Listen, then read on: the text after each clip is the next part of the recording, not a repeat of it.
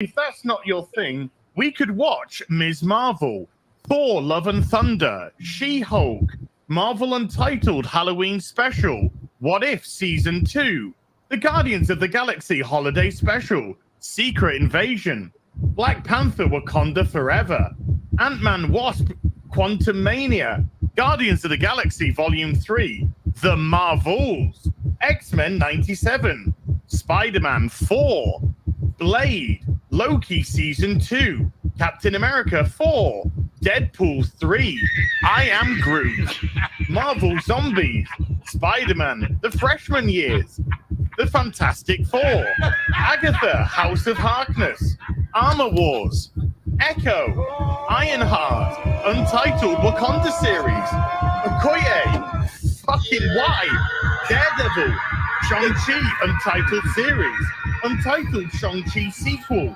Nova, all coming in the next 2 years. I'm out. I'm just out. I can't do this anymore. Please.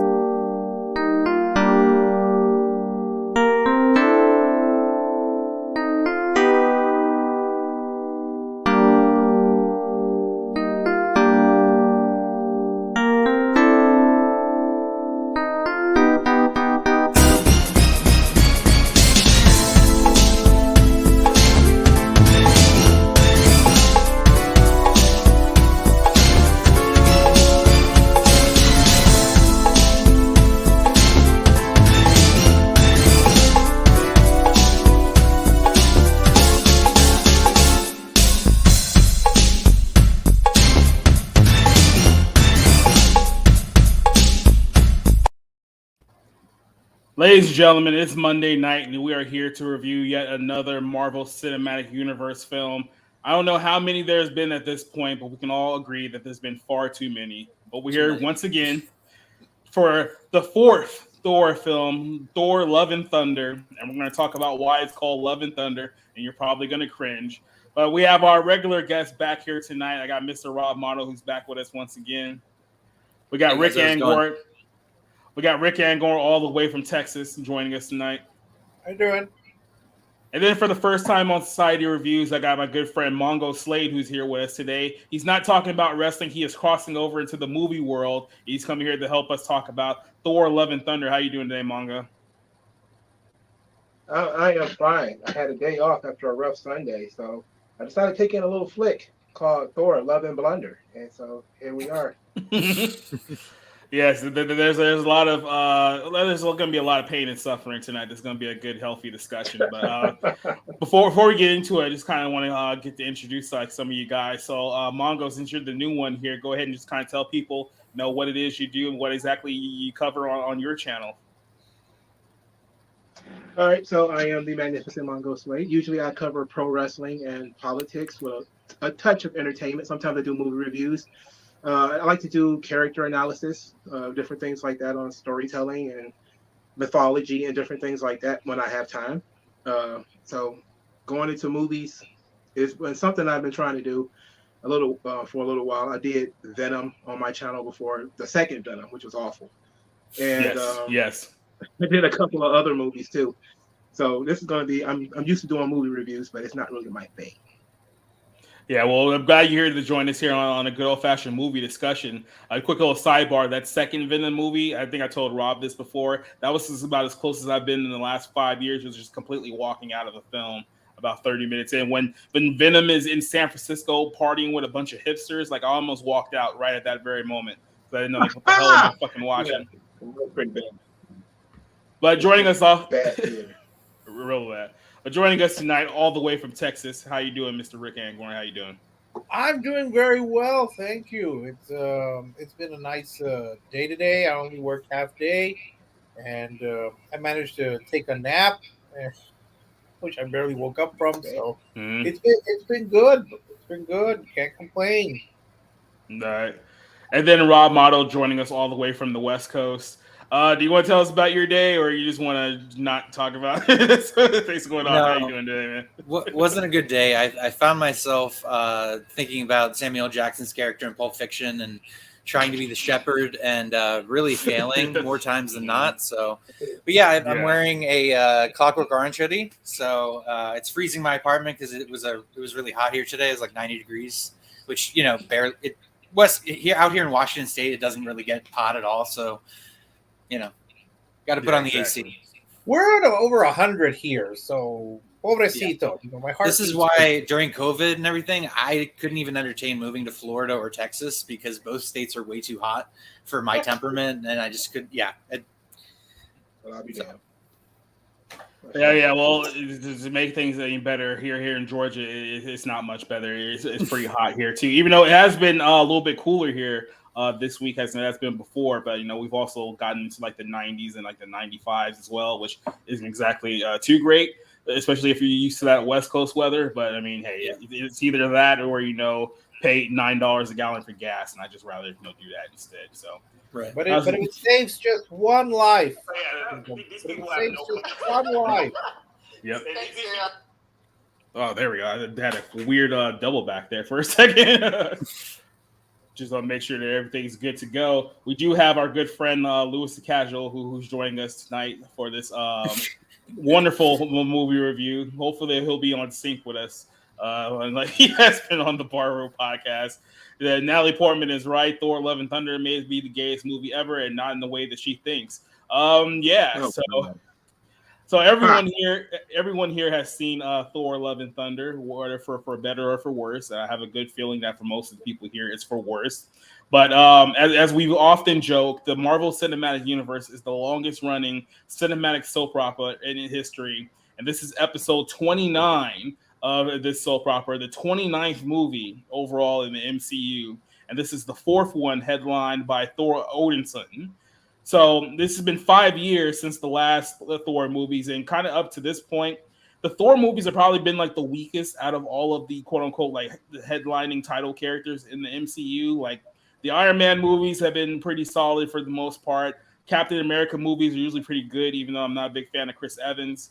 Everyone else who seems to have a film series in this one has had pretty solid films, but the Thor ones have been kind of exceptionally bad. Like I know a lot of people say that the first Thor was good.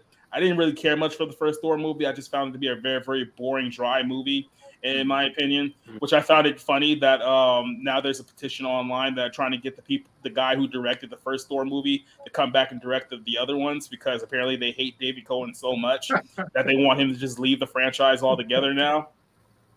But then outside of that, you had Thor: The Dark World, the one with Kat Dennings and Natalie Portman. That was the last time that we had seen them. And it's kind of things that kind of gotten a little bit better when they left the franchise altogether, right? So we thought at least we don't have to deal with these two anymore. But nope, they came right back later on. And then the last movie was obviously Thor Ragnarok, the one that came out in 2017. That was one that people universally said it was the best Thor movie. I say it's the best Thor movie by default, not by achievement. Right. Yeah. So people said that, oh, the movie was so funny. It was such a knee slapper. And that was kind of the problem for me, is that they turned Thor into a TGIF sitcom rather than a superhero movie. But some people apparently love TGIF. So now we're here with Thor 4, Thor: Love and Thunder. And they're bringing Natalie Portman back. And they're bringing in the character that nobody liked in the comic books for over a decade, Lady Thor, the Thor that replaced regular Thor. So a lot of things were wrong going into this whole thing. I'm not sure if you guys followed what they call Comicsgate over the last few years, but essentially what happened is that you had guys like Yellow Flash, your boy Zach, Diversity in Comics, who started talking about just the state of comic books over the last 5 to 10 years. And a lot of the characters that they were critical of were people like, Lady Thor, Black Captain America, which we'll talk about later on this show. They had a lot of other diversity and inclusion remakes within the Marvel comic book universe, because they were essentially pushing out the comic book characters that everyone knew and loved to replace them with more diversity and inclusion friendly counterparts. So now there was even a time where people believed that, well, the comic books has nothing to do with the movies. They won't do any of that stuff in the films because the films make too much money. Well, here we are. We have Lady Thor making her film debut. So let's kind of go ahead and get into at least the storyline, because this is what I want to talk about. The opening act for Thor: Love and Thunder is that when you get into this movie, you essentially have three storylines going at the same time. You have the introduction of the villain of this film, which is called Gore the God Butcher, and his story is what a character played by Christian Bale, who's the villain in this film, is that he was in the desert on some planet with his daughter. They were dying of thirst. She ends up passing away. He eventually finds, I guess, the god that he had worshipped all this time. The god of, I think his name is Rapu, if I'm not mistaken. And essentially, Rapu is basically like, you're a peasant. You mean nothing to me. I can find thousands of others that will worship me. You mean absolutely nothing.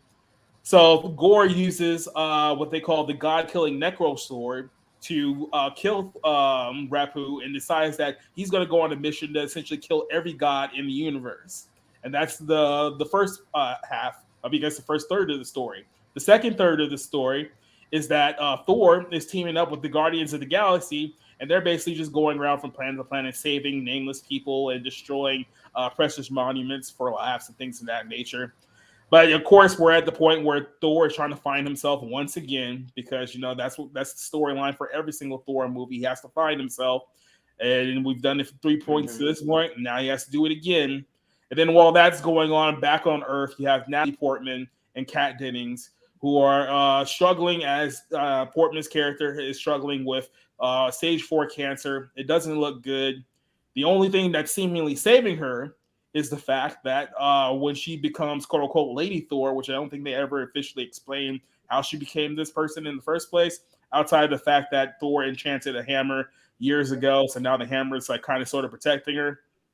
But the trick is that every time she turns into Lady Thor, she's not suffering from cancer, but every time she does turn into it, her body loses the ability to fight off the cancer when she de-transforms, so it's essentially killing her in the first place. So I know we lost Rob here for a second. He'll jump back in a couple minutes, I'm sure. But so I want to go ahead and just kind of get your thoughts on the story here. And we actually, Rob just joined us again. Yeah, we lost you there for a second. But essentially what I was saying is that, you have one part of the movie where it's Gore killing gods. You have Thor and the Guardians of the Galaxy saving people. Then you have Jane Foster dealing with her cancer. So I want to talk to you guys about the first act of the movie, about trying to combine these three very different tone stories into one, and then pretty much failing to do so. So I want to go ahead and talk with Rob. What did you think about how they at least began Thor: Love and Thunder with all these different varying stories? It's just a mess. I mean, it's just like a lot of noise, and I mean, sort of inundating it with joke after joke after joke. Really,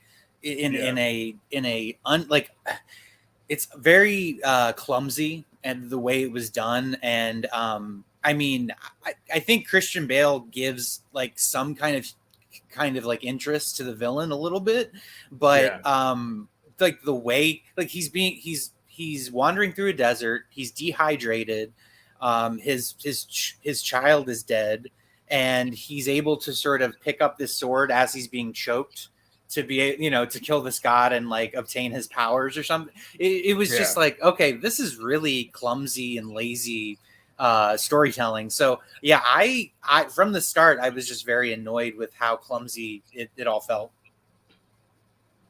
Now, Rick, I want to ask you this question because we're obviously going to have to talk about the writer and director of this film in a minute. But honestly, I felt like the first act of this film was probably the best part of the whole movie, because it felt like that, at least the setup wise, that if you had this film in the right director's hands, this actually could have been something that could have been deep and more entertaining with the content that it was tackling. But we ended up getting the Hanna-Barbera cartoon about cancer later on in this movie. So what did you think about the opening act of this film? Did you like how it was put together, or did you have any issues with it? I felt it was a little bit rushed, because we didn't know who this god was. We didn't know anything about this this Gore person. All we know is that he is now decided that he's going to kill off all the gods, regardless, I thought, of whether or not the beings that worship these gods actually like their god. It's like he's going to decide, okay, well, I like this. I'm going to kill this god, but we like our god. No, it's okay. We're going to go ahead and kill him.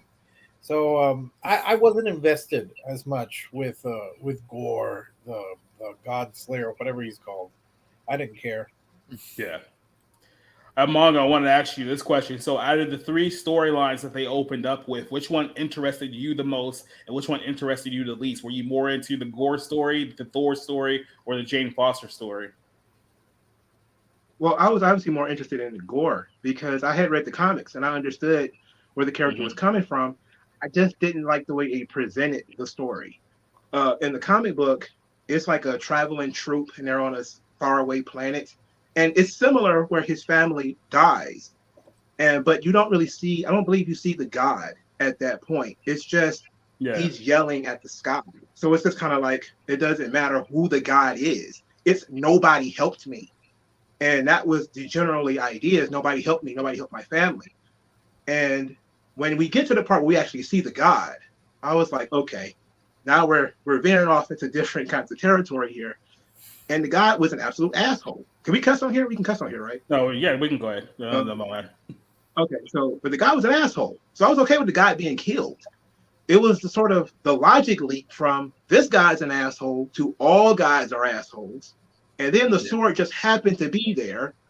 And then the god tells the guy that's about the sword. And it's like, okay, no, we're doing it. You know, like hey, this thing can kill me, you know, and it's within arm's reach. And you know, it was ridiculous. But I thought that was the strongest story because the comics that it was based on are actually pretty good. At least the first half of the story. The second half, not so much. But the first half of the story is at least gripping and it's interesting. If you do it the right way, it can be something people can invest in.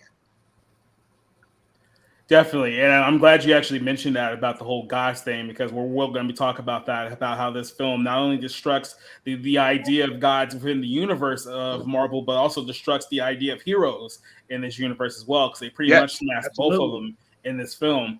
But so I want to go back onto the Thor section of this film. So you can tell, like, stylistically, they're pretty much picking up right where they left off of Ragnarok, where they're playing, you know, like 80s, 70s, like rock music right out of the gate. And Thor's back to be kind of like a goofball type character. Like, he's no longer like the king of the god of thunder like anymore, even though he really hasn't been that for quite some time. And we're always going back to like these emotional moments with Thor which has already been done in the movies leading up to this.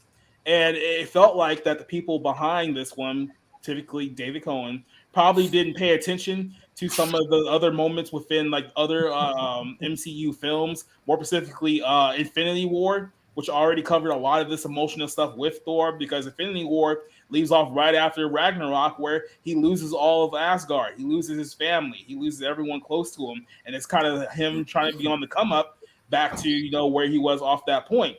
But I guess, you know, certain directors didn't see Infinity War. It didn't really see Endgame. It was just like, oh, he got fat at the end of Endgame, so we'll just pick it off there and just go back to where we left off on the third movie, even though we've already progressed past this point. So, Rob, what did you think of at least their handling of Thor in the introduction as far as this movie goes? Have we pretty much beat this with a dead horse with this whole Thor needs to find himself, needs to find his purpose? Like, how many times have we done this up to this point? Well, I mean, you know, it's funny because I was coming in with a relatively fresh perspective. I mean, I watched, I'm trying to remember, I think I watched Infinity War, the first part. Yeah. And I haven't seen Ragnarok. I don't think I've seen a Thor movie since the first one. So it was a relatively fresh perspective. But I mean, the whole like, he's the butt of the joke. He's the sort of unaware hero who's like, I'm here, you know, and to his credit, he does save the day with the Guardians, you know, early on and stuff. But, you know, the sort of him having an ego and hubris and sort of not being aware and being kind of threatened by Jane and her powers and stuff. It's just very tired and almost like anti-heroic mentality. And kind of spirit about the movie. And I get that Taika Waititi, David Cohen, you know, his whole thing is to be jokey and not to take things too seriously. But I mean, you're kind of deconstructing the hero's journey, and you're doing it in a really lazy, recycled, haphazard manner. And even people who like that kind of thing, right? People that have told me they liked Ragnarok hated this movie. So it just feels like he's just using the same material over and over and over again because he has no connection to it, and he kind of wants it to be quirky and fun, and it's just really annoying. Yeah. Rick, would you agree with that sentiment as far as the way that they handle Thor in the movie? Oh yes.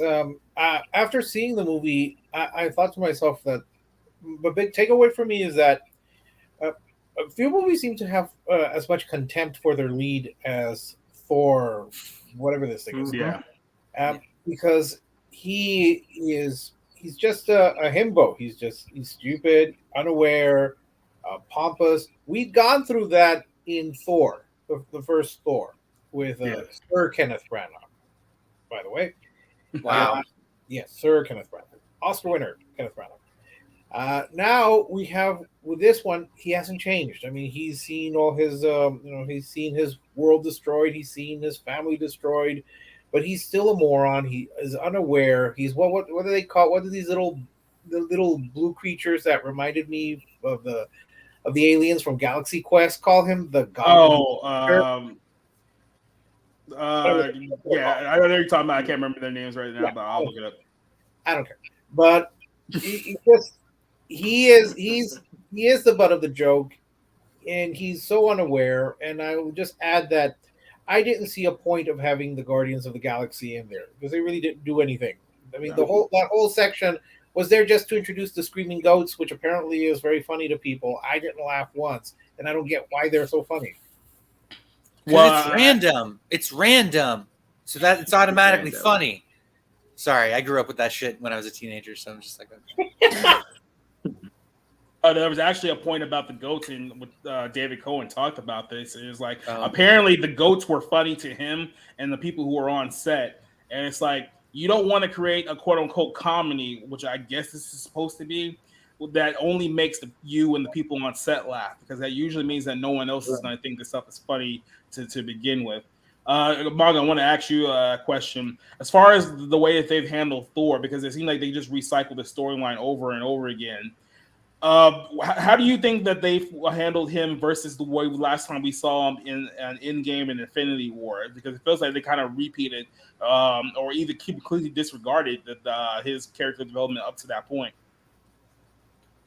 Well, they've been handling Thor mostly as this sort of bipolar. 1 minute he's a frat boy with a magic hammer. The next he's a beta male who whines and cries and is very insecure. There seems to be no solid foundation. They're not sure who Thor is, but they know that they can make Thor do funny things and say funny things. And that's just kind of what they do. Is it just makes Thor do funny things and say funny things. The character is strong. And his strength and his confidence can be inspiring to people. The problem is they don't lean into that until near the end, where he actually tries to, in some way, inspire Gore. He tries, but it's way at the end of the damn movie. After you've sat through an hour and a half of trash, it's very difficult to take Thor seriously in this movie because for starters, they haven't been taking him seriously in the last couple of movies.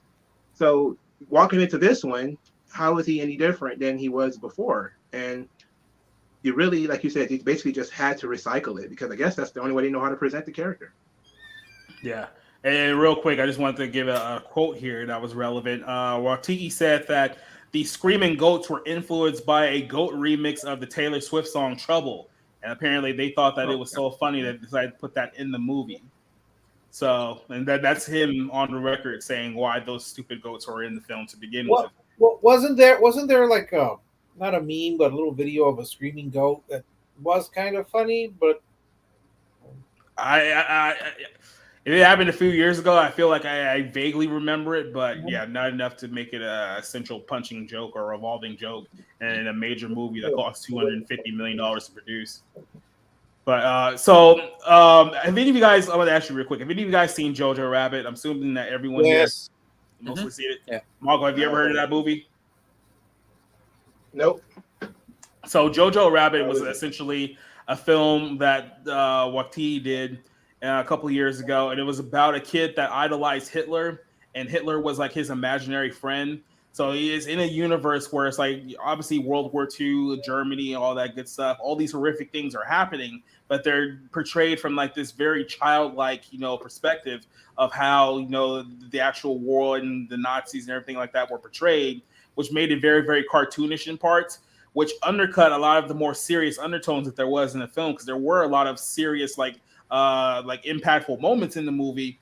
But in the film, like we're talking about a guy who, we have to find some kind of way to like write a joke in here, right? Like something that's got to be funny because we can't make a film like depressing or whatnot. And I go back to something that Chris Hemsworth said during the promotion of this film, where he says that David Cohen's style as a director is an inner child running wild, saying that Love and Thunder is a film that a 7-year-old would make. Now, this is something that he said in the course of promoting this film, right? So you have a film that in a lot of ways is trying to present itself to be like a romantic comedy, whether it's between Jane and Thor, or, Thor, his hammer, his like axe and things of that nature, which is played off for a bunch of jokes that just didn't hit whatsoever. But you have a very serious storyline here with Jane, because she's dying of cancer, like actively. It is pretty much portrayed like, look, well, no matter what way this is going to go, she's really not going to make it. And then even with the beginning with Christian Bale's character, he's dealing with, the pain of loss, because, he lost his daughter and it drove him mad, things of that nature. So loss should be like the central like theme of this story. But you can't tackle that in a way where you're trying to do, like I said, a Hanna-Barbera cartoon and make light of all of these serious topics, because it doesn't mesh well like at all. Like you're not even doing it from like a black comedy perspective. You're just adding in random jokes and random humor that makes no sense. It pretty much undercuts the theme of your film. I mean, what was the biggest issues that you had with the film trying to mix these elements, Rob? Well, I mean, like, Jane kind of replaces Thor for so much of the runtime. She's the hero and she's fighting cancer, but she's also wielding the power of the hammer. It's just ridiculous. Like, it's so silly, and it's, I suppose, to give her purpose as she's, ending her life. But it's, I just thought that was very, very poorly done, and and I mean, it leaves Thor sort of like kind of off on the sidelines somewhat, and they have these awful jokes with like the whatever you want to call his other weapon getting jealous potentially, and him talking to it, and it is very painful to sit through that kind of stuff where it's just third-rate recycled humor. So that kind of comes to mind as just like the biggest problem I had with it. Rick, well, what did you think of them trying to mix these super serious topics with essentially, these comedic bits that kind of undercut his message? Did you feel that it essentially didn't work for a movie like this? No, and what I was not bothered by, but what I didn't understand was when Jane Foster's little friend, whatever her name is, Kat Dennings, whatever. She said, "Oh, it's stage 4 cancer," and Jane Foster says, "Oh, well, how many stages could there possibly be?"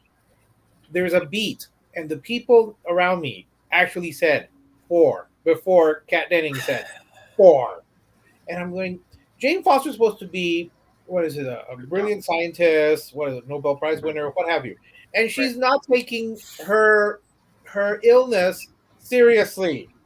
So instead of continuing medical treatment, she's going to rely on this hammer that you have to go to essentially a theme park. You have to go to a theme park in New Asgard. Yeah. By the way, when I saw that, I thought, wow, Martin Scorsese was right. These are theme park rides. Yep. And I'm thinking, really, why? No, I didn't believe that. Jane Foster is supposed to be a brilliant woman. Why is she trying to be jokey about something that is as serious as cancer? I didn't get it. I thought it was pointless and not cruel, but it didn't sit well with me. Yeah, that's one thing that I wanted to mention too, is that maybe if the film did a better job of kind of portraying that at this stage of her fighting her cancer, that she's pretty much accepted her like mortality at that point, to where nothing's really that serious to her anymore, because like, oh, I'm gonna die anyway. So it's like, well, what are the stakes at that point? It's like, whether lose or live, only got a few days left, but we're talking about a guy that clearly doesn't take much of anything seriously. Mongo, let me ask you, what did you think about Natalie Portman in this film and kind of her portrayal as Jane? Obviously, about her from the comic books. The comic books wasn't very positive with a lot of things they did on there, but did you like her better than you probably liked the Lady Thor character in the comic books? She is as empty as the comic book character is, and as defensive, because when they was writing the character is very defensive and insecure in being Thor, and you see that later in the movie, where she is telling the villain, "You can't say the mighty Thor" and all that kind of stuff. But I think that the fear of drama that these movies seem to have really do damage to the stories that they're trying to tell, because the Jane Foster story is one where it is very dramatic. Now you're kind of detached from it for a little bit because Jane hasn't been in these movies. So if you're kind of have shaky memories of when she was in the movies to now, you're like, okay, where's she been? What's been going on? Yada yada yada. But when she's introduced with cancer, you're supposed to feel bad for her. You're supposed to feel sad for her. Yeah. But at the same time, she's making jokes about it. They're not taking it seriously. And you're just kind of like, well, if she's not going to take it seriously, she's apparently okay. Well, I'm just in it for the ride now. You just hop in the Ferrari and let's just ride. It's like, who cares? But there's another opportunity that's lost, because drama adds to the movies, and Disney knows that. They made children's movies with tons of drama. There was no jokes when Bambi's mom died. There were no jokes when Scar killed Mufasa in The Lion King. There were no jokes.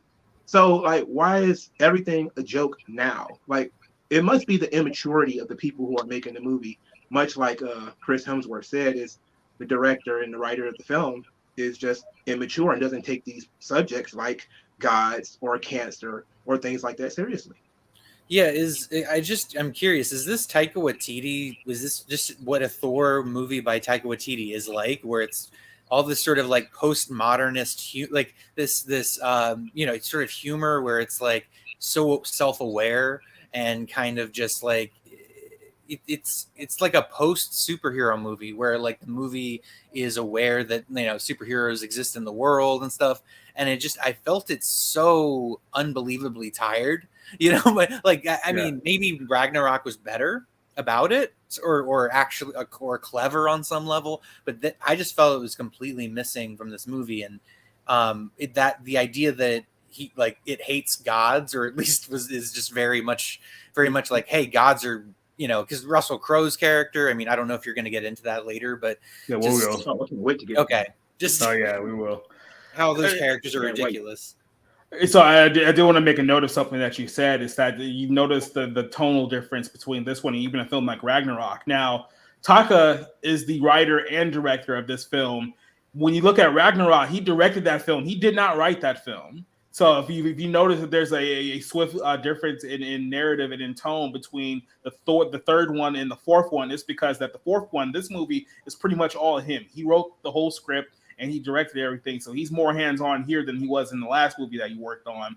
And one of the things that I noticed, that I'm pretty sure all of you guys noticed, is that the dialogue of this film is so childish and so bad that, it's literally almost like a 7-year-old wrote it, like someone who can't mentally grasp the topics that, they're dealing with. Because at 7 years old, what do you know about, grief? Like, what do you know about, dealing with, tough times and things of that nature? Like, you're still mentally a child. You're worried about, what's going to be on Cartoon Network at the end of the day. You're not thinking about super serious issues. And that's the same way that I felt about this film. It's like, all these serious elements are around the movie, but everything is like the movie itself is not taking anything seriously, but they expect you to take it seriously.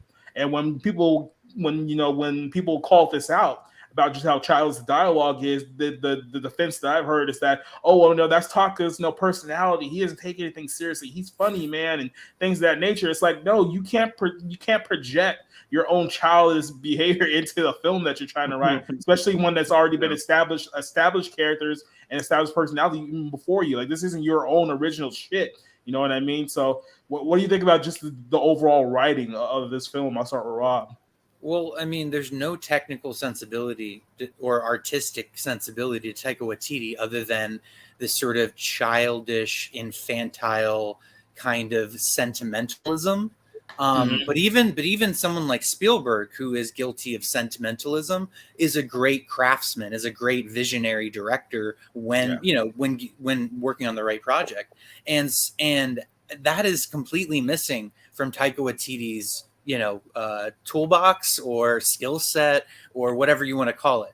I don't think he's much of an artist whatsoever. I haven't liked any of his movies, and that goes back to like that Wilder People movie. I just, everything he does is steeped in this childish worldview and sensibility of like, I don't know. I mean, again, and I'm not all like Mr. Cynical all the time, but I like artists that deal with relatively like adult material that seeks to challenge the audience. And there's nothing about Taika Waititi that wants to challenge the audience. And so I just, from a basic level, he was completely ineffective as a storyteller. Rick, let me ask you this question, because we always goofed about it when it comes to like these MCU fans, and we talk about, we've seen the videos of these people in the movie theaters and they're cheering like they're on, theme park rides, even though they're in their 20s and their 30s and their 40s and stuff. So do you think that a lot of the writing in this film is a failure on Waititi, or do you think that it's just the fact that he's basically trying to play up to this fan base's core audience, which is, adults that are still kind of in that adolescent, mindset when it comes to superheroes and comic books and things of that nature? That's interesting. I hadn't thought of it that way, but I think you're onto something. I think he caters to his audience, which are these now middle-aged, closing middle-aged men, assuming that they started watching when they were like 16, the Iron Man, the first one. Yeah, it's been 20 years, so that's 36 or almost 40, and they still haven't quite grown up, and that's why they cheer and they celebrate. But when I think about the writing, I think, all right, you have this situation where all of these kids, that they're being held prisoner, they've been abducted, and Thor manages to talk to them, and what do you say? We're a team. We're a team, kids in a cage. And I'm thinking, that is not funny. That's almost sadistic. That you've got these kids who are I presume terrified and fearing for their lives. They see the head being, they see something's head ripped off, and he flings it, and gore flips around them, and they're still trying to be funny. But of course, this is the way he always is. Taika Waititi, remember, he was rewarded for this kind of infantile writing with the best adapted screenplay for a movie that I know Rob and I both hate, and our beloved Christian Toto seems to love, and we can't figure out why. But it's just the same. As somebody pointed out, this thing about the infinity cones. The whole thing, yeah. Yeah, and it's like, I didn't find that funny. And again, that makes it look like a theme park. And that's what this is. It's a theme park ride. So, but no, the writing wasn't impressive because it has serious situations, and it's trying to be too jokey with them.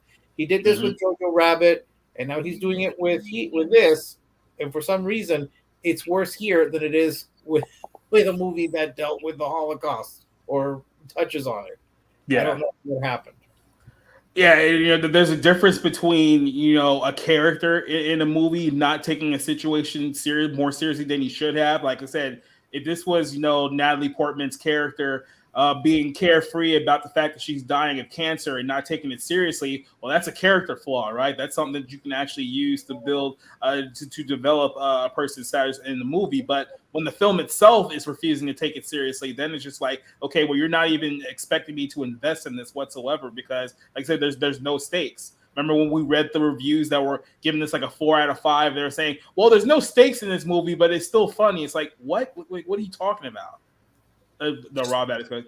Just really quick, there's 2 movies that have this trope that are basically this trope, but it's inside of a Thor movie here with Thor: Love and Thunder.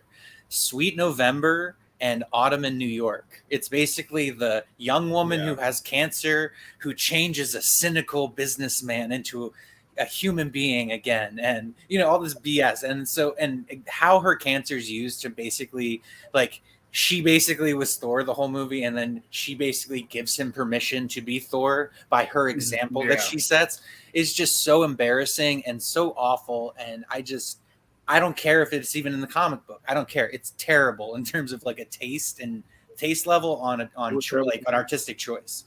Rob, thanks to you, now I've got the theme to Dying Young playing in my head. Mongo, let me ask you a question. Have you seen Ragnarok before this? Yes.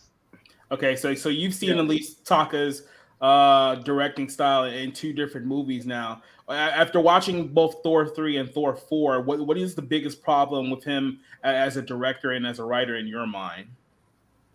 Well, I think that basically it is very immature, but it's also, it makes you detached from the product. And it's very interesting in that way, that you would think that an entertainment medium would want you to invest in it and invest in the characters and invest in the story and in the journey that they're going into. Yeah. But when you don't take it seriously, then people divest. They hop out. They're like, okay, cancer is a joke in this universe. Okay, so I can step out of it. Now we can just watch. And that, of course, defeats the purpose, especially if she's going to die later. So it's like, you don't want her death to have any meaning, because you're going to take cancer, which is the thing that's going to kill her, and make it a joke.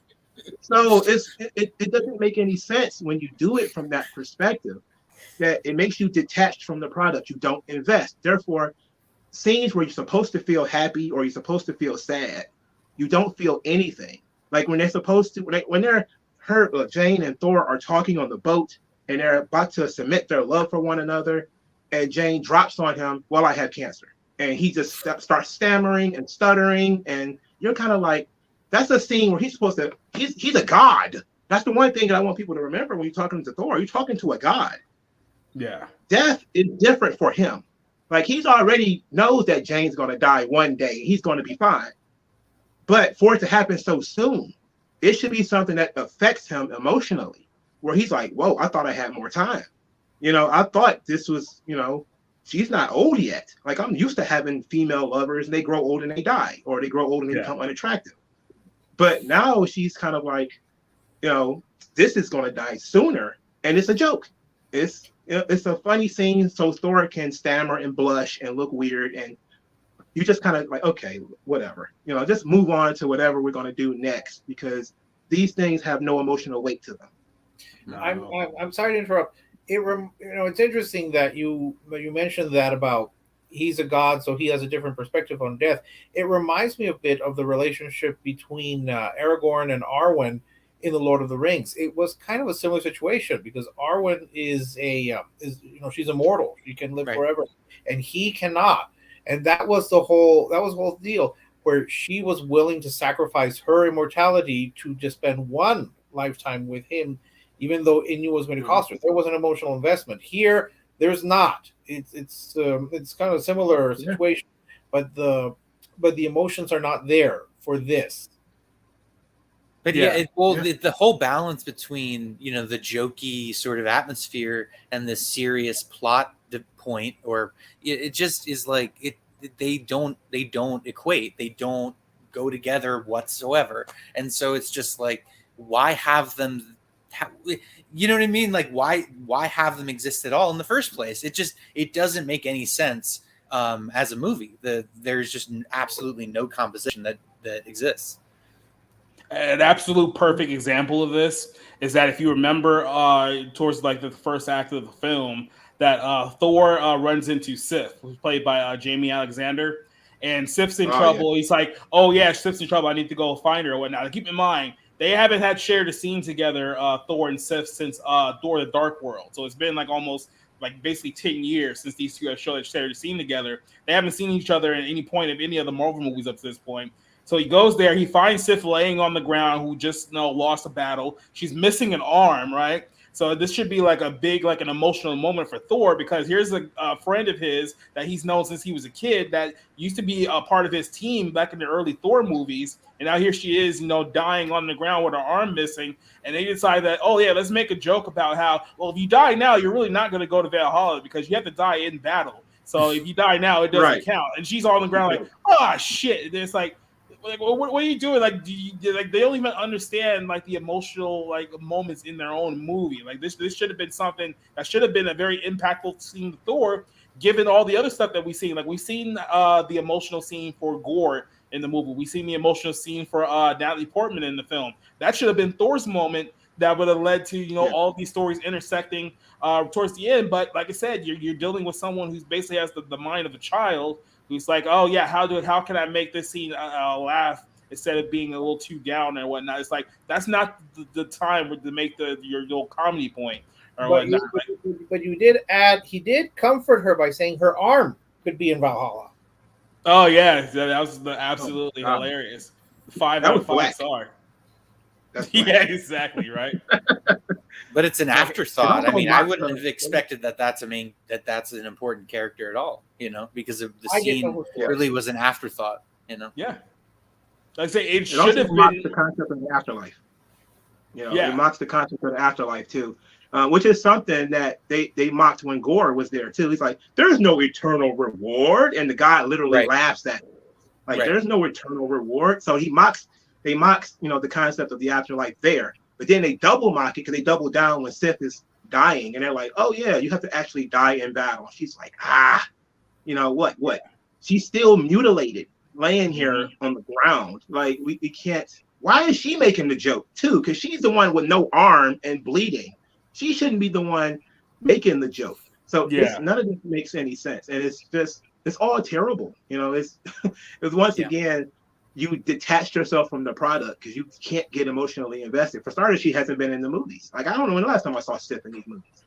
Like I said, she hasn't been in any of the Thor movies since the Dark World, which was the second Thor movie. That was like 2013. So, and when they introduced the character, she was supposed to be like right there, like with him. Like they always teased, like she could have been a love interest right there with Jane Foster in the first 2 movies, but after a while, they just completely disregarded her from the series. So I don't know why you would even bring her back unless you were going to have her be a bigger impact in the film story. But what more can you say?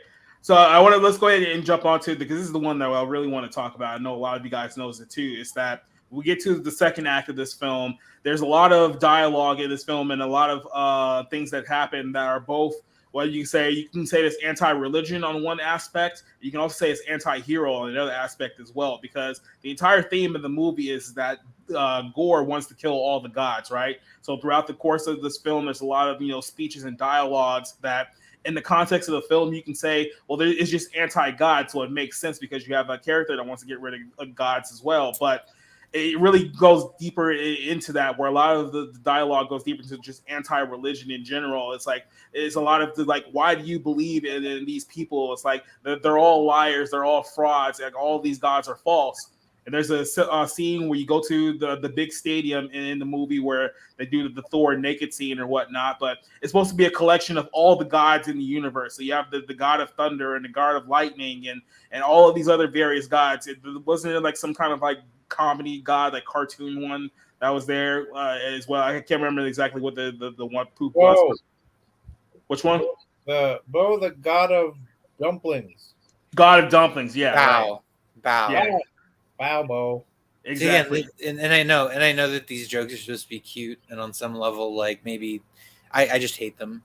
To me, it's filler, It's a joke that you would see on like a Nickelodeon cartoon, not a major superhero movie. But so they go there, and Thor is talking about, oh, Zeus is my inspiration. He's my hero. I modeled a lot of what I do based on Zeus because he's a legend and whatnot. And then they go there, and they basically find out that not only is Zeus basically a cartoon character, he's a complete dick, And they go up there and they find out that, well, basically all the gods are frauds. All of them are assholes. All of them are like, well, you know, if all of us have to die, then so be it, because we're not going to fight Gore or whatnot, which essentially proves that Gore's point that all of these gods are basically frauds.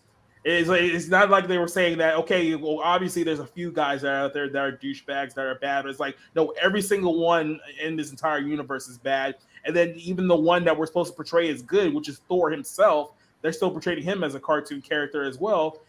So this whole scene was not only, it was anti-God, it was anti-religion, and it was anti-hero, because Thor very much had his own childlike hero, his image of that character completely blow up in his face. And it's like, okay, well, screw you guys. I'm just going to go ahead and do this myself, which makes the entire scene pointless anyway, just kind of a waste of time. So what did you think of a lot of the themes of this one? I actually want to start with Mongo, because you pointed it out earlier as far as these themes in the movie go.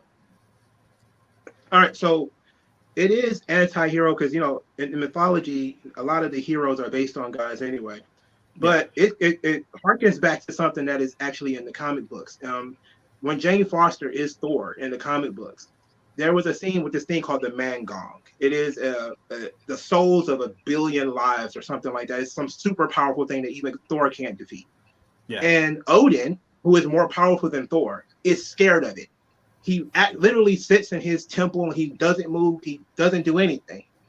And Thor, actual Thor, is not around. But Jane Foster is around. So she actually goes and fights the thing that Odin is scared of. You see the exact same thing here, where Zeus is making jokes. And so what if we die? He's scared. He's just going to stay in his palace and have fun with all his friends while this very serious thing is going on. And it makes sense in terms of the story that the guys are aloof. They're just so used to doing what they do that they don't really see him as a threat. But that's not how it was written. It was written so much as they were scared of Gore and did not want to provoke him. So it was kind of like, you leave, we're not going to do anything. And it's very humiliating because Thor is there and he's fangirling over Zeus. And this is Zeus, you know? So you see that, and you just kind of like, none of this. It's just one more notch on the belt of things that don't make sense in this movie. Yeah, and a way for you to detach and decide that this movie is not worth investing a lot of time and effort into. Exactly, because like you said, it wasn't like they completely underestimated the threat, which is one storyline in and of itself, where they just simply didn't take him seriously, even though that they had the power to take him all down. It's like, no, we completely understand how dangerous this guy is. We're just going to stay here and party and celebrate. That way we don't have to fight him and hope that he never comes here, which basically means that all the guys are scared. And it basically means that all the guys are useless, because if you guys are supposed to be the leaders of whatever, you know, subsect of the universe that you're supposed to protect, and you're too afraid to stand up together and actually fight, you know, a threat to the entire universe, then what good are you? You know what I mean? Like, well, what is your purpose here at that point? And then, like I said, Russell Crowe playing Zeus in this film, his presentation is a joke. His personality is a joke. Like, nothing about him as a character you're supposed to take seriously. And you're like, this is supposed to be what, the god of like lightning and whatnot. It's like, how is this guy the god of lightning? Like, this guy couldn't possibly have been taken seriously by anyone if he's going to be this much of a cartoon character. Yeah, and a girdle too. He's wearing a skirt, a frilly skirt. He's wearing a frilly skirt, not like a Roman type of suit. He's wearing like a frilly skirt that he lifts up as he steps down the stairs. You're like, okay, it's mind-blowing what they've done. And it's offensive because none of the female characters are scared. No. None of the female characters are, you know, that aloof. They're all taking the threat seriously. But when you look at the male characters, it's constantly with the jokes, and it's let me lift up my skirt as I step down these stairs. And it's ridiculous, you know, and it definitely takes you out of the movie. And that's the scene where I wanted to walk away, but I had invested, I don't know how much time into it already. But I was like, I got to finish this thing. But I was really done when I saw him come down those stairs in that frilly princess dress. I was like, yeah, I'm done with this shit. I just don't know. I just wanted to jump in really quick. I just don't know why you would make a superhero movie if you are going to subvert, you know, basically the superhero expectations or storytelling in that regard, because it just undercuts like you said, all the men, it's like they're weak, they're scared. Because Thor does say that. He does say, he basically basically tells Zeus that he's scared. And so, I mean, there's some truth to that, but he's more interested in his orgy, I guess. And that's supposed to be so funny. Well, you just can't appreciate the cinematic genius of Taika Waititi, Rob. That's your issue. You cannot appreciate his genius. Juvenile humor. Yeah. Yes, Academy Award-winning juvenile humor. Everything about that whole sequence I thought was pointless. I did not like the frilly outfit either, and him. Why does he have to lift it up as he's walking down? Why does he have to have that kind of oddball accent? Why do we need to have him flick off his outfit so we could get a nice shot and see the tattoos that he has on him?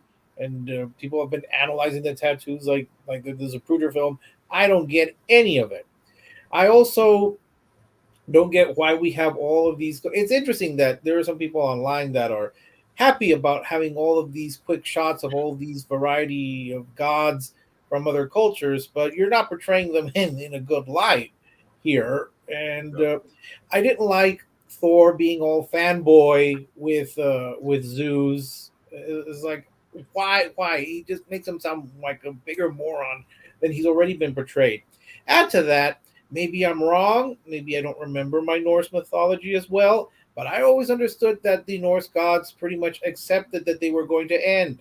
You had Götterdämmerung, where they were all going to meet in an epic battle. So Thor should have been the last person to be, they're all going to kill us. He should have said, well, yes, we will be fighting, but we will still die. That's Norse mythology. All these other gods, they were not. I think Laurence Olivier as Zeus was more believable than Russell Crowe. Hey, Clash of the Titans is great. I don't hear it. No, I'm saying it's great. No, I love the original. I love the original. I'm not backing it, but at least that Zeus, as much as he was made fun of back at the time, right? At least that was at least he was taking it seriously. He wasn't lifting up his skirt and doing a can with Maggie Smith out there. They were playing it as seriously as you could play these mythological creatures. Here, everything about it was just awful. And when you get Zeus, I thought that would be the end of it. With a lightning bolt, this whole thing. And were they renting? Was this Imperial City? Were they renting the Senate from the Star Wars prequels? Because that's what it reminded me of. My biggest problem with this one, I'm glad you actually mentioned Star Wars, because I was going to bring up another example. But my biggest problem with sequences like this in films, the ones where they're trying to subvert your expectations, is that I hate parts in movies that don't progress anything, whether it's the character or whether it's the actual storyline. So the whole point of them going to this planet was that they needed an army to go fight Gore, right? So they're going to go to the gods, they're going to go get an army, they're going to take the fight to them. And then they find out that all the guards are clowns, that all of them, they don't have an army, and they're not going to fight them. So they have to flee the planet or whatever it is and go fight Gore on their own anyway, which is like, what was the point of the last 25, 30 minutes of the film then if it meant absolutely nothing? You could have just went straight there and saved us another 30 minutes of movie. This could have been a 90-minute movie if that was the case too. And then remember, I was going to say, but one quick, they went and stole Zeus's lightning that they used, the weapon or whatnot. They don't even utilize that throughout the ending as well. So what was even the point of stealing that? Nothing makes any sense because you don't make any stakes whatsoever in the scene. And my point with the Star Wars one is that you remember in The Last Jedi, they went to the Space Monaco, Space Vegas planet, where they were supposed to go find a guy who can help them crack the system or whatnot to lower their defenses so they can all escape. They go all the way there. They spend an hour there, and they don't even find the guy they were supposed to find in the first place, which means that, okay, then what was the point of going there if you guys accomplished absolutely nothing? All right. Well, there are several reasons for that whole sequence, Jacob. One is to give Russell Crowe a chance to ham it up and be part of this outfit. Mm-hmm. Two, it's a chance to glory in Chris Hemsworth with a beautiful body. 3, it's a chance to show King, Valkyrie, and Jane Foster how much smarter they are by having an actual plan versus Thor's too busy fanboying. And I guess to kind of sneak in a way to get more movies later on through teaser scenes. That's what the whole reason was. The reasons. It's absolutely pathetic. Let's move on to this because I do want to talk about this. We talk about the characters that are in this film. By the time I got halfway into the movie, I started realizing that a lot of the characters that are in this movie, like King Valkyrie and the character that David Cohen plays, the Rock Monster, him, and a couple other characters that are in this film, it's like at this point, we don't need any of you guys to be in this story. Oh, like absolutely. you guys can be completely written out of this film altogether, and it wouldn't change a damn thing. So, what did you guys think about just the overall cast of characters in this movie? Was it just completely overbloated? I'll let Mongo go since he obviously had a feeling about that one.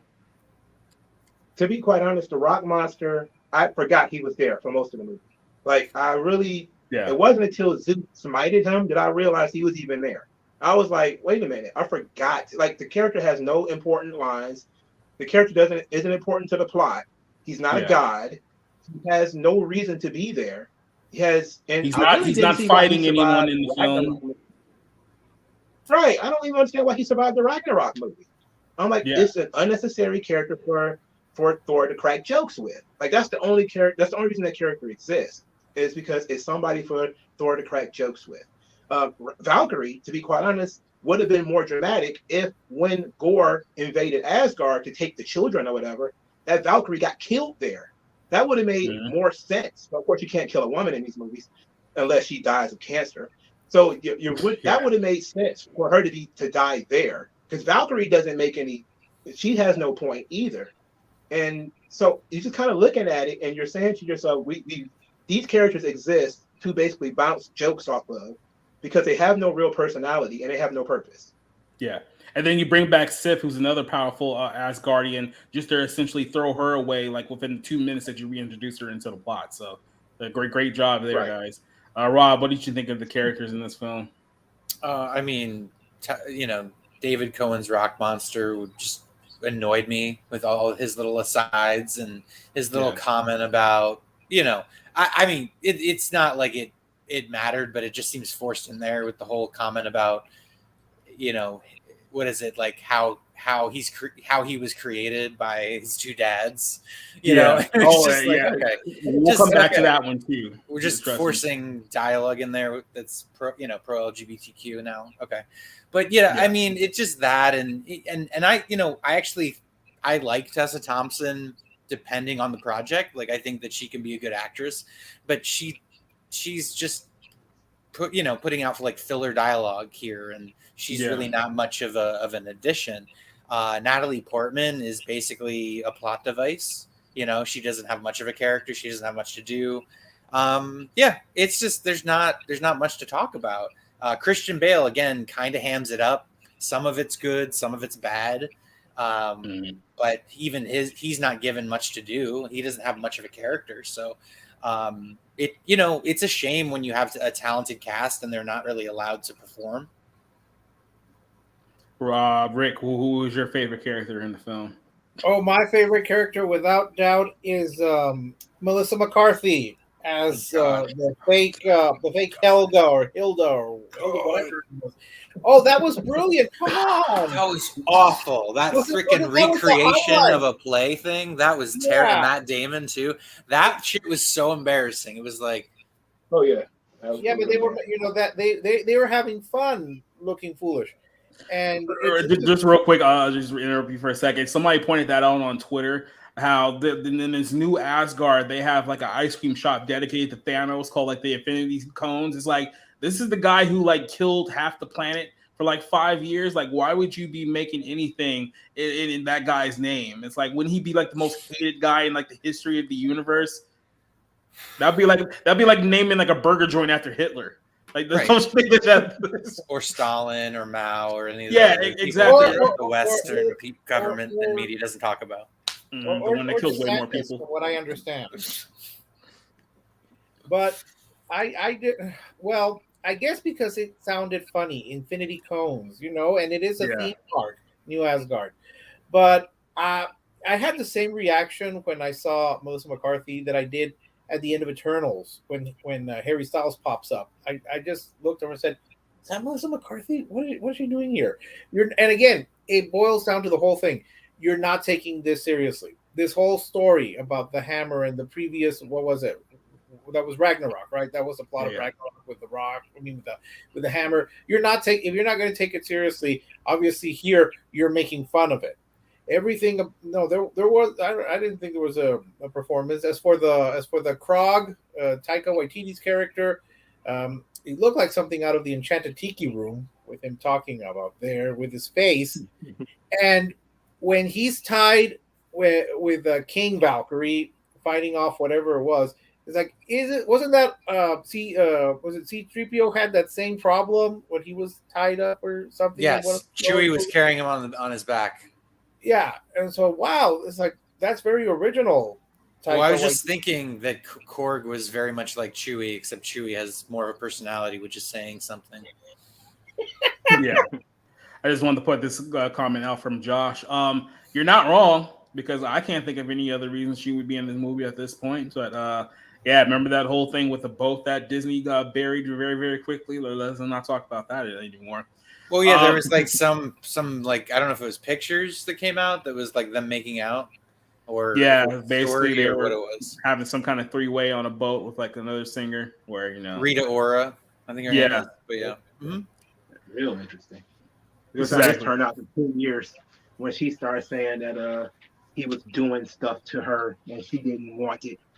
That'll be like 3 to 5 years from now when he gets Me Too. Yeah. When she hits the wall, when she gets like 45 or something like that. Can I ask this question? Why are the like filmmakers and artists in Hollywood who are obsessed with a childlike worldview in their movies? Why are these people always like the sex weirdos? Like there's just like there's like all these jokes about orgies in this, and like he's having a three-way, and it's just like, I mean, Hollywood in general, I guess maybe is like that, so it shouldn't be that surprising. But it's just it's always just like, what's that about, man? Huh? Yeah. What's that about? So what did I say last week? Carnies, queers, and addicts. Everyone in Hollywood fits into one of the three. Some of them more than one. Yeah. Let's talk about the visuals of this film, because this is actually one of the most expensive Marvel movies, not like the Avenger like titles. This is one of the most expensive like solo MCU films they've done up to this point. This had a production budget of $250 million. So they spent $250 million just to make this movie, which is why a lot of people are saying that they're not even sure if this movie is actually going to make money, because the break even for this is probably somewhere about $750,000, even more. And we're only at like 300,000 after the first week. So depending on how bad the dropout is week 2, this could either barely make any money or it might actually lose money, depending on how much the budget is going into this. So the only thing that I thought was pretty creative as far as the visuals goes was when you get to the third act and you get to, I guess what they call it, the shadow realm or whatever it is, where everything starts going contrasted to like black and white and like darkness or whatever. I thought that was probably the only visual in the film that stood out, because everything else was like, you're clearly in front of a blue screen. The visual effects people you have working behind the scenes, you got them slaving away 80 hours a week to make this look exactly what it looks like. There's a lot of things that need to work. There was a lot of things that clearly needed touching up. For a movie that costs this much to produce, what did you guys think about the actual effects visually of the film? I'll start with Rob. Yeah, no, speaking of when they went to black and white, I absolutely hated that. I absolutely hated the artistic decision, or the lack of artistic decision, to go there, because it was just such an, like, you're going to change it like that for like no reason. There's no way you could defend it on a logical, level, other than, I'm being indulgent with the, little bit of storytelling that exists here. It looked fine for a Marvel movie, but I thought that you could very much tell it was CGI, blue screen, green screen, whatever. Yeah, it did not look very good. I agree, Lewis. Like, just it looked like a Marvel movie. It looked. Like What it was was your made issue? with a computer. Let me ask you: was your issue with that ending sequence the fact that they didn't set it up earlier throughout the film, or just that final third act? Okay, if you're gonna pull off something like that, it better be, it better be effective or really cool or really interesting on where it plays more into the movie that you're making. Mm-hmm. Like there are, I mean, there are. I'm trying to think. Like there are things like Sin City that plays with color and black and white, and like that's cool on an artistic level. I think a lot of people could agree. But here, it just feels like a lazy choice, where it's like, oh, hey, look what I'm gonna do. I'm just fucking with the, I'm gonna mess around with the movie as we're entering the third act. Rick, what was your thoughts on the visuals? Well, I there were a couple of times where I was quite horrified, but not in the I'm scared. More in the I can't believe they did that. When Axel, his new name, when he pops out into that meeting hall, I thought this is terrible. They couldn't have spent that much money on it. It looked really bad.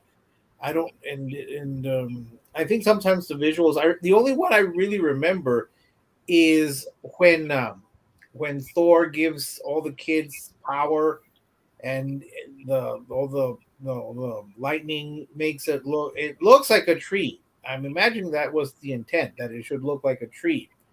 And I don't know if we'll discuss this later, but I think November Rain was not well used, or it did not fit that sequence. That was one of my big takeaways. But for me, the visuals were kind of obvious that these were not. They weren't even trying. It didn't look like they were trying to make them into real worlds.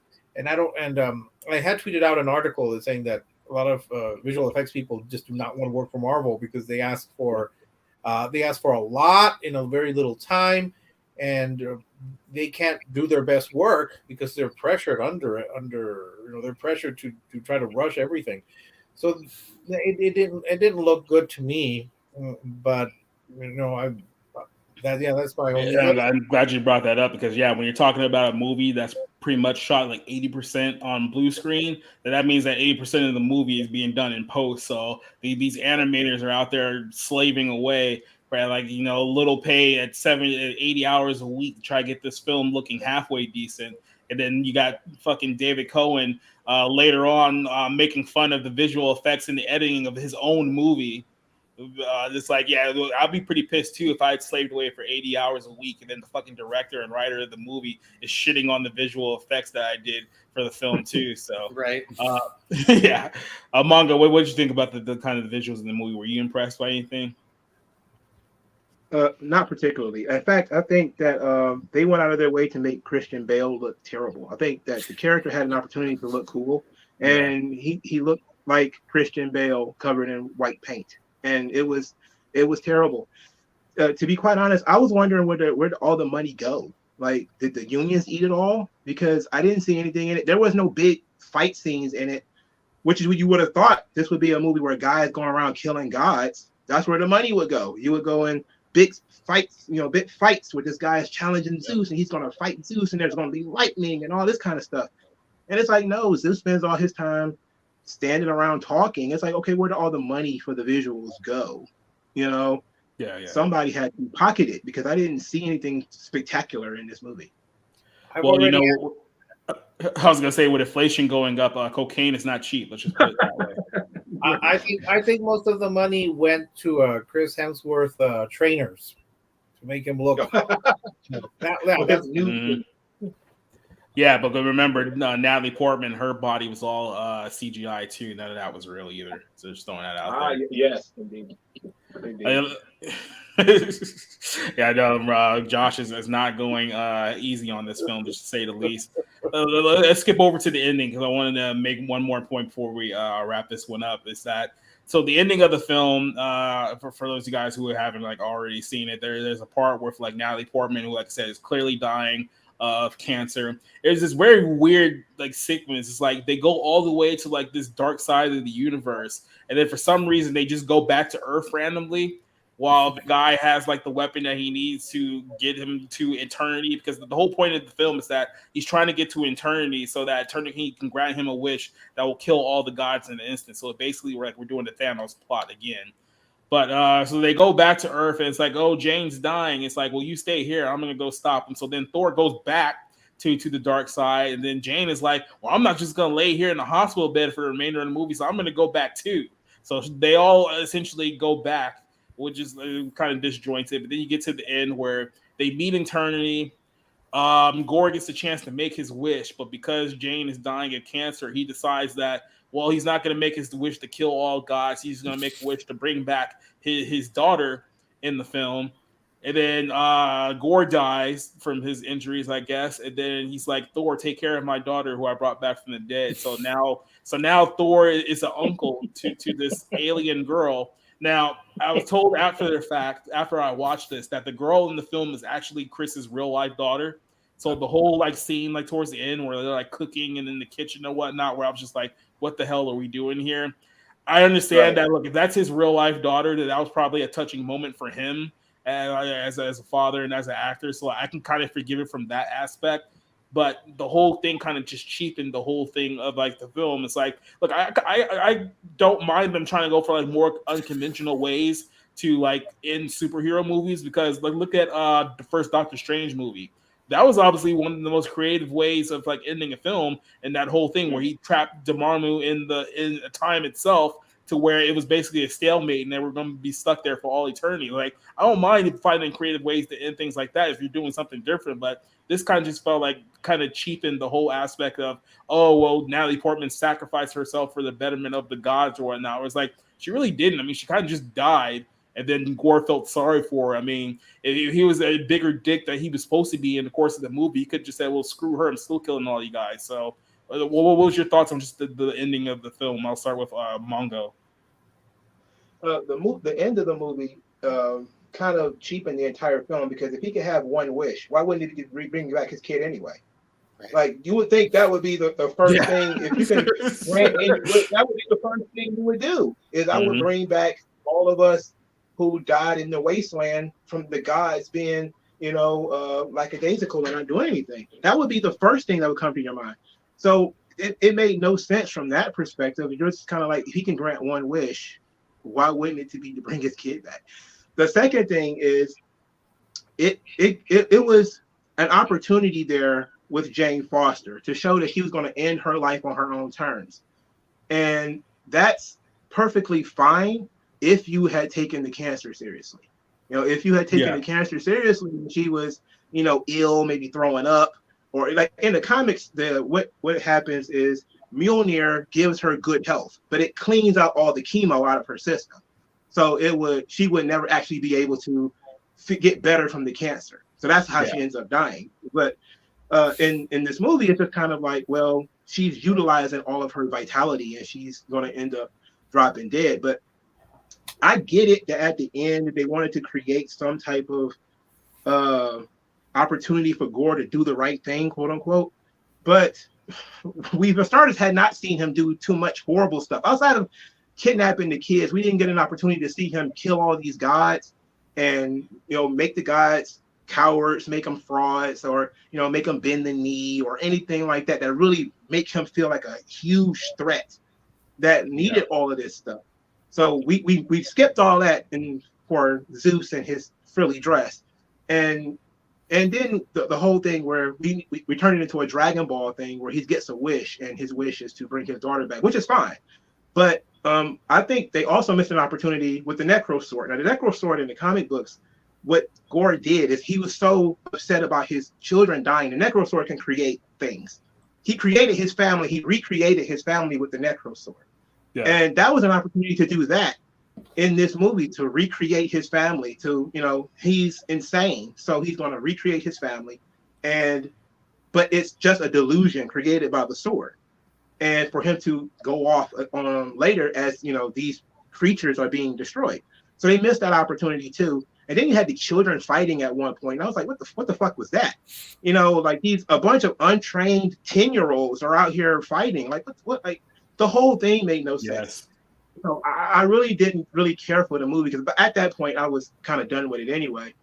But they missed out on a lot of opportunities that you learn that it's fruit of the poisonous tree at that point because they didn't do anything right from the beginning. So of course the end wasn't going to be. Before I get to Rick, I did want to elaborate on that real quick. There's this part where Thor temporarily gives the kids that were kidnapped in the film the powers of Thor. So you have essentially about 20 different little Thor clones that are all fighting the shadow monsters towards the end of the film. And it really drives home that point where they've essentially just turned Thor into a mantle that anyone can become Thor now. It's like Jane can become Thor. And if Thor wants a bunch of little kids to have his powers for a short period of time, that they can all be Thor. So everyone can be Thor now. Because so Thor is basically degraded to nothing but just a series of powers that can be held by anyone at any given time. So, Rick, what did you think about the ending? Well, I keep arguing that that's not the right use of November Rain. I don't know why that kind of became a fixation for me.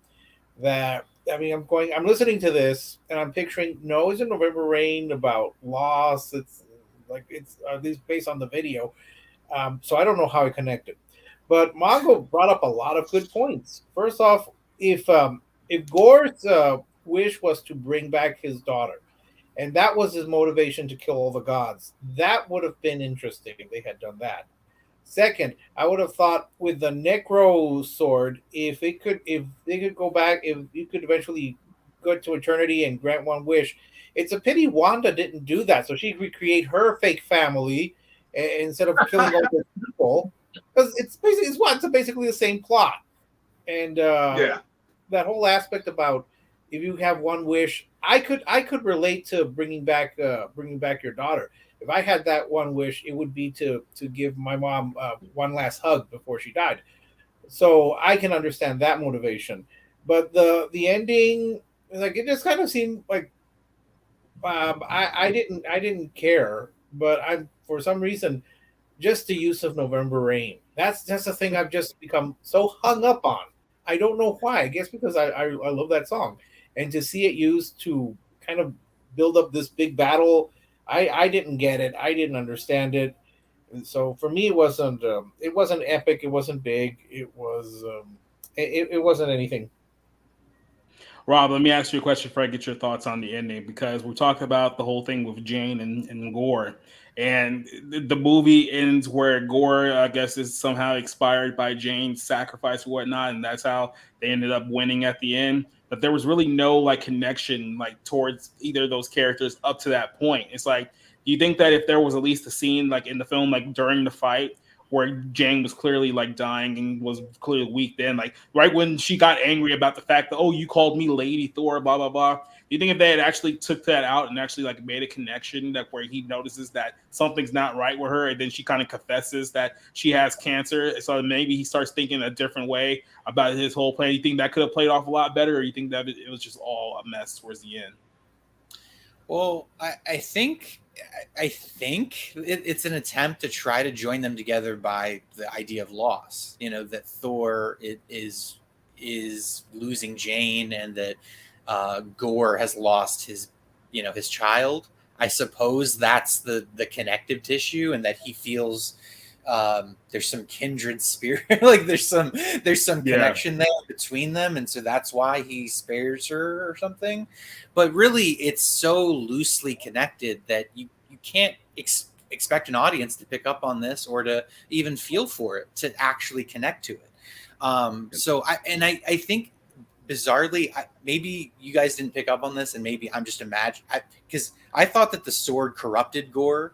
And that kind of made the sword is the one that wanted to kill all the gods, basically, in terms of its agenda, and that Gore was just trying to somehow, fix. It was weird because they hyped it up that the sword corrupts everyone who uses it and eventually kills them, but somehow the sword bonded with Gore in a way that it hadn't bonded with anyone else before them. But they didn't really elaborate too much outside of that. So all of that was just, it was like you presented these ideas and then you didn't follow through on them, and we're just supposed to pick up on the loose threads, and not on top of it, you have this stupid jokey humor all throughout. So it's just a giant mess of a movie. And real quick, I just wanted to bring that up because we just thought about that. It's like that ending could have been a lot different as well if you had Gore who was slowly dying because of the sword, and then you had Jane who was slowly dying because of the cancer. Then the ending could have had a more of an emotional impact if they were both dying for different reasons, and you could have done something with that. But they didn't even think, either they didn't think about it, or maybe that was part of maybe the first draft. They decided to go another way. So you also missed out on the opportunity to have Gore face down with a mortal with the powers of a god, similar to himself, and Jane Foster. So you had the situation where Jane is not a god, and Gore could have figured that out, and said, like, I don't need to kill you. You're not a god. But Jane is fighting on behalf of the gods. And so she's sort of persistent in her desire to stop this fight. That would have given her something to do. And it would have added another angle to Gore's character, where he's trying to has some sort of humanity to him, even though he's not a human character. Yeah, because where he doesn't want to kill non-gods.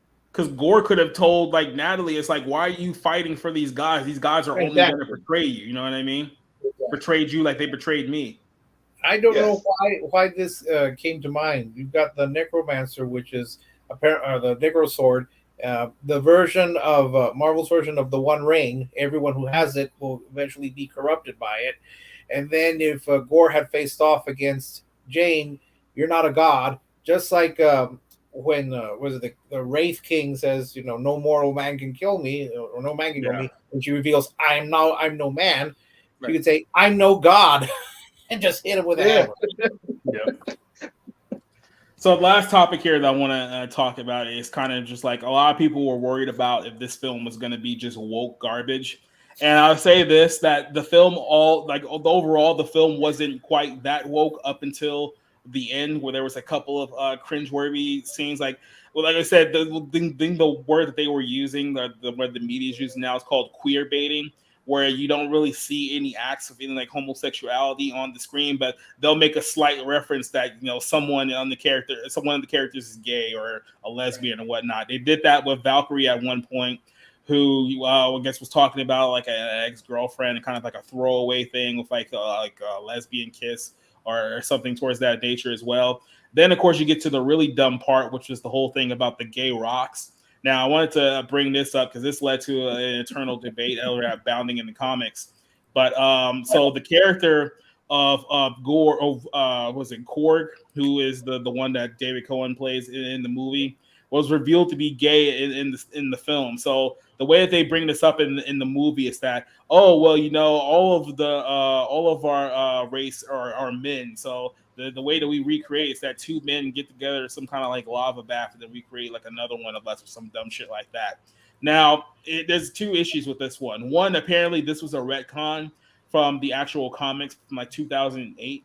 Because I mean, the character itself has been around since like the 70s, but over the last 10 to 15 years, they've retconned a whole bunch of characters to be like gay and bisexual now. So I guess that was a change that they made fairly recently. So technically, you can say it was in the comics, but it was not how this is supposed to work in the film. And the reason why is if you go back to Thor Ragnarok, there's a scene in the movie. Now, keep in mind, that's the movie that David Cohen directed himself. This was only a few years back. But in the scene where Loki was captured and they're walking around the halls of like the prison or whatever, Thor is talking to this character, and the character says, and this is the actual line in the movie, is that, well, we tried to start a revolution, but we didn't bring enough pamphlets. And keep in mind, he's trying to be funny here. But the next line says, so hardly anyone showed up except for my mom and her boyfriend, who I hate. So in the context of the last movie, that clearly dispels the fact that, no, there are female creatures, rock creatures in this universe, but I guess David Cohen, in the course of trying to be diverse and include everyone, forgot that he had that line in the last movie, which means that the whole line and the whole arc in this film makes no sense whatsoever. So I wanted to actually say this the other night. I don't remember if it was the Barroom podcast, but is it possible that Ragnarok was playing in China and now they're not playing movies in China? And so now it's okay to have the gay references back in. Like, that's what, I hate that I think this way now, that corporations are this cynical or this like craven that they're like, oh, hey, we're okay to do it now. We're not losing China money. Well, I have to make sure whether this one came out in China. I think it did because I didn't hear anything about it being banned in China for that reason because I would have heard it. But Right. usually they'll just like let me see here. Yeah, it looks like they either censored it or maybe blocked a few of the scenes. Okay. Oh, okay. So no, the movie has not yet been released in China because they're working on, I guess, getting the censors to approve removing those two scenes in the film. So yeah, the scenes will be directly related to King Valkyrie and the Morocco monster. So they would want those scenes out in China before the movie opens there. So that's kind of maybe you do have something to that point. So. But did anyone else feel like the movie was more or less annoyingly woke than you were expecting, or was it kind of just around the same? Well, I didn't think it was overtly woke. I know, I mean, it hints at King Valkyrie's sexuality when she kisses the hand of one of the Zuzettes. That's how they're built. Yes, the Zuzettes. And then with the with Korg, if that's the way now, not like in Ragnarok, but if that's the way they procreate, then it's not, I guess, a gay relationship because that's just how they procreate. Two males, there are no female rock things. Right. But No. I'll give them credit. Give them credit, Jacob. Now at least we have male gay parents. We've had lesbian parents in Lightyear. Multiverse of Madness.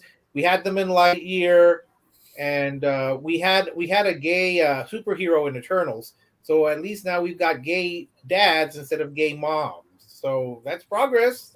Think about it that way. Yeah. Yeah, Mongo. Well, what did you think about the film? You think they kind of kept that stuff at bay for the most part? Oh yeah, Hollywood's good at adapting. They've adapted too. They know how to throw in just enough to appease the people who are looking for that sort of thing, but not too much where it'll actually affect the movie. So it's like, hey, this character is gay, but if you want to censor the movie, you don't need to know that character is gay, or this character's parents are gay, or hey, here's a pride flag, but it's really, really, really small, and you can't really see it unless you're looking for it, and unless somebody pointed it out to you. And they're really doing a good job of adapting these movies where you can offend all the people in America you want, and that's a good thing, but don't you dare offend the Chinese. That's very, very bad. So or they're the doing a good Saudis. job of adapting. So it wasn't. Oh yeah, or the Saudis. So they're doing a good job of not being overt, but there's a lot of subversion in there, and it's enough that if you're not paying attention, you probably won't see it. So I didn't see that much of it in this movie. Well, it's interesting that what came to mind right now is how they have these queer baiting. Is that what it's called? Yeah. They have these these brief scenes that you could edit out in foreign markets. It's pretty much the same thing as it was back in the so-called golden age, where you had an African American like Lena Horne or do a dance number that you could cut out for Southern audiences. Are we going back to that? Now we have that same situation where you can cut certain scenes from the movie if they will quote offend audience members, because it's the same thing that it was back in the 30s and 40s where you had like the Nicholas brothers or Lena Horne, and you could cut them out of the movie because Southern audiences wouldn't want that. And now you have that with gay characters that you could cut out from the Chinese or the Middle East, where they'll all be dinosaurs and die anyway. That's okay. So, I mean, are you going back to that, where you can include these scenes but edit them out so that other audiences won't be offended? I don't get the logic of that. I think that the primary logic is that, like I said, a lot of these studios, and Disney's one of them, over the last couple of years, they're now mandating that you have to have a certain amount of minority characters, a certain amount of female characters, and a certain amount of gay characters in every TV show or movie that you do, or else you won't get greenlit. So a lot of these directors who don't want to work in these type of characters into their script, because they probably already have an idea already set, and they don't want to have to like rework the entire script just to work these characters around, will sit there and go, okay, well, we can't get greenlit unless there's a gay character in the movie, so let's add in a short like 1-2 minute scene where the character briefly mentions in a throwaway that he may like guys or she may like girls, and then that way it establishes that person is part of the LGBTQ community, and then we can move on with the rest of the film. So, that's not real representation. That's not real representation. It's not. You build up. If you want to build, like when you had with Lightyear, if you wanted to make a whole movie about Hawthorne and Kiko, that's you go for it if that's what you want. But just throwing that in there so that it could be edited out for foreign markets. Same thing with Gay Rock. Same thing with the same-sex kiss and Eternals that you could edit out. That's not representation. That's what we like to call gaming the system. Checking boxes. Yep, checking boxes and then moving on. All right, then let's go ahead and wrap this one up with our final thoughts. I'll go ahead and start this one off. I hate this movie. I did not enjoy this movie, and it is shocking because this is actually one of the shorter MCU films that are out there. Usually these are like 2.5 hours long. This was just under 2 hours, and I still didn't like this movie. This is probably my least favorite movie outside of Eternals, which is obviously the worst out of all of them. But it's like I'm trying to think. Like I don't think I hated Captain Marvel this much. I don't think I hated Shang-Chi this much. This one was just bad from top to bottom. You got the wrong guys at the helm of this, was controlling everything. The writing was poor. The direction was poor. And then a lot of the things that he's saying, like after the fact, kind of like trying to make jokes of the bad aspects of his own movie, like he's not taking this seriously, has only made me hate it even more. So I went from giving this film a 1.5 out of 5 to giving it a 1 out of 5 just out of that alone. So yeah, this is going to be, I don't know if this is going to be on my top 10 worst of the year. I don't think it'll be quite that bad, but this one's dangerously close for being included on the honorable mentions. I'll just put it that way. Rob, what do you think of this movie? Yeah, I had the same score, 1 out of 5. I think it's a movie that it's constantly subverting the superhero narrative and superhero comic book movie. This sort of like post Infinity War, post Endgame, sort of just jokey demeanor and atmosphere completely doesn't work. The narratives that are set up about Jane and Christian Bale's villain don't connect, don't work. And Thor is mostly on the sidelines, and when he is involved in the story, he's an idiot, and he has no idea what's going on. He doesn't come across as very heroic until really the very end. And it's just a dull movie. And Taika Waititi has a resume now of, not very good, poorly executed, childish sensibility kind of movies. So this is kind of what I expect from him. It's infuriating that someone this untalented and this childish in spirit is helming a $250 million budget movie, but that's where we are today with Hollywood and specifically Disney. So terrible movie. I'm sure it will make my worst 10 of the year. So yeah, well, sadly, I feel like I'm going to watch a lot more worse films than this one moving forward. But yeah, real quick before I go to Rick, is that, obviously my first run with David Cohen was with the Ragnarok movie. And that movie annoyed me. I didn't hate the film, but it was definitely annoying at first when it was trying way too hard to be funny. Then I saw Jojo Rabbit, and I hated that film because the drama portions of that film actually did work. And I do give him credit for that. But like I said, he pretty much destroys like his own narrative with the movie by trying to make it a fucking comedy, and it didn't need to be a comedy whatsoever. He had kept it a straightforward drama that actually would have been a good movie, but it's not. And now here we are with Love and Thunder, and now I've gotten to the point where I'm just completely like done with it. It's almost like watching Kate McKinnon for the first time. Like you see her in like one movie when you hadn't seen her before, you think, okay, that's actually pretty funny. And then when you see her in the second movie, you're like, oh, that's how she is in every single movie. And then every movie you see her in after that, just like, oh God, I don't want to see this chick whatsoever. She peaked with SNL. She really did. Like she should have just stayed on SNL because that's where she was good, at least, in terms of her skill set. But every movie she's been in has been pretty bad, and she's not very good in them. Not at all. Rick, what are your final thoughts and score of this film? This validates Martin Scorsese because this was a theme park ride. This was nothing more than just like having jokes and not really having an interesting character. There were no characters. There was no real character development. This wasn't a story. This was a product. And I didn't. I honestly, I saw this yesterday, and I don't remember much of it. I just remember Russell Crowe lifting up his skirt. I remember November Rain, like little things. I don't remember much about this movie. I would give this I'd be more generous. I might give it a 2, only because I'm not someone who cares about the Marvel Cinematic Universe in terms of having to follow like who the big reveal was at the very, very, very end of the movie. Moreover, I still remember Morbius. So I think we might find something that was I tell you this much: I prefer. I probably watch Morbius again before I watch this one again.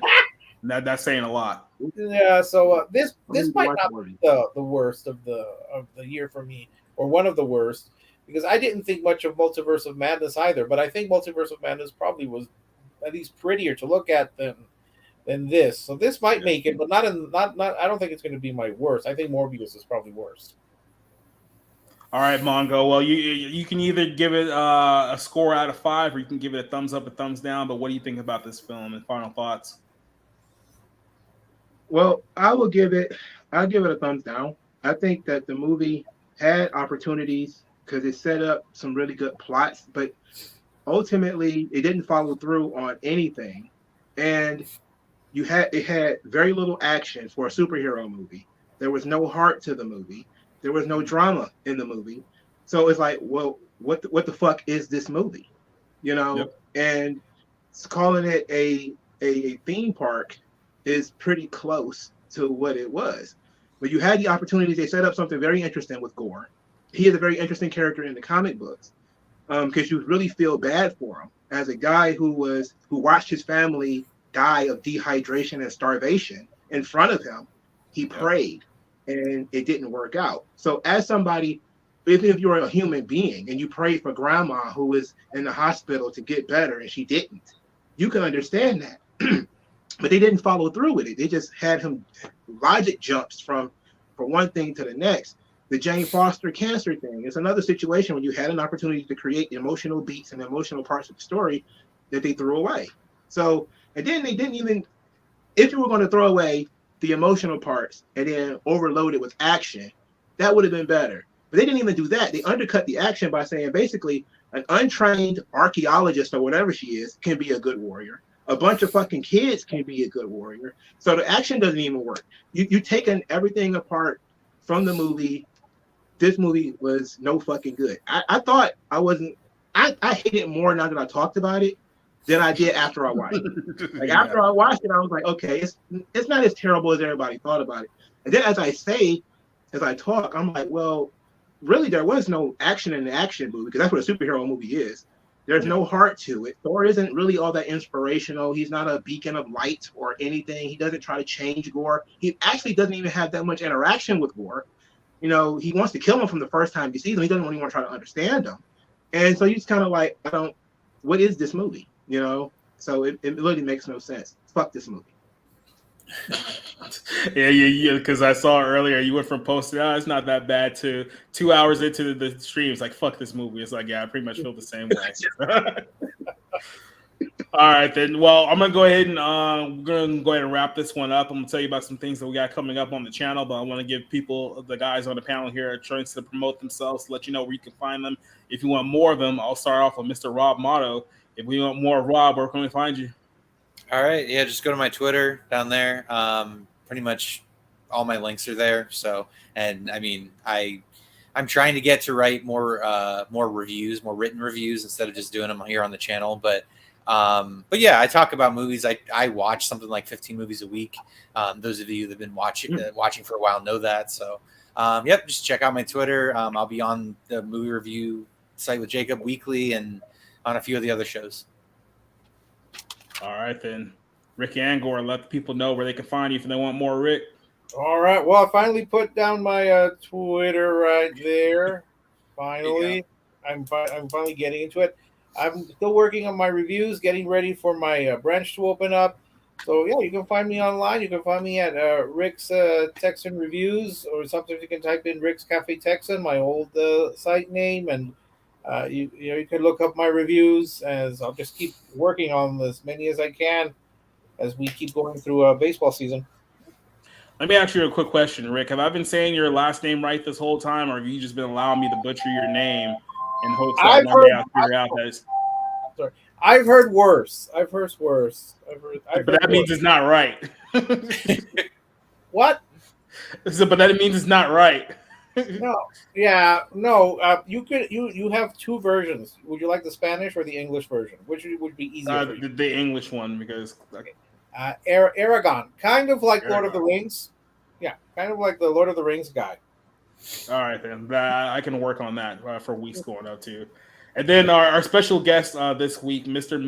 Magnificent Mongo Slade, who clearly made some fans here tonight. If they want to see more of you, what you got going on, let them know where they can find you. All right, I have a YouTube channel that's the exact same name as I use here, the Magnificent Mongo Slade, and I actually tweet at Mongo Slade 8, the number 8. That's it. So I do pro wrestling. I dabble in entertainment. I do movies sometimes, TV shows, anime, manga, that sort of thing. So it's not, if you're a pro wrestling fan, I do talk about pro wrestling. I talk about politics a little bit. So I just try to mix everything together. So if you come to my channel, even if you don't like pro wrestling, you may just like my style of how I present information and stuff like that. So it might still be fun. And I do dabble in movies and things like that too. So I do a little bit of everything. But you can find me definitely on my YouTube channel and Twitter, which is at Mongo Slade 8. Nice.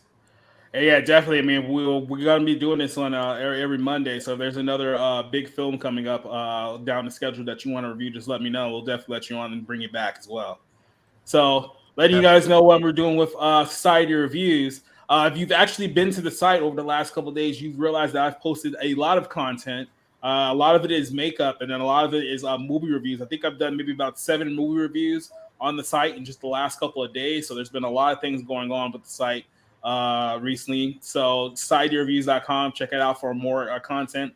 All of our podcast stuff will be backed up on the site. This Wednesday, we're going to be doing the Bounding in the Comics Black Pill stream. Myself, John, I don't know who else is going to be on there just yet because we've got a couple of guys that are down at the moment. But we'll have some fun there talking about the entertainment news of the week. This Friday night, we'll be back for the Barroom podcast. Myself, Cassie Cage, who was in the chat with us earlier today, Condescending Josh, who was in there earlier today, will be talking about the entertainment news of the week.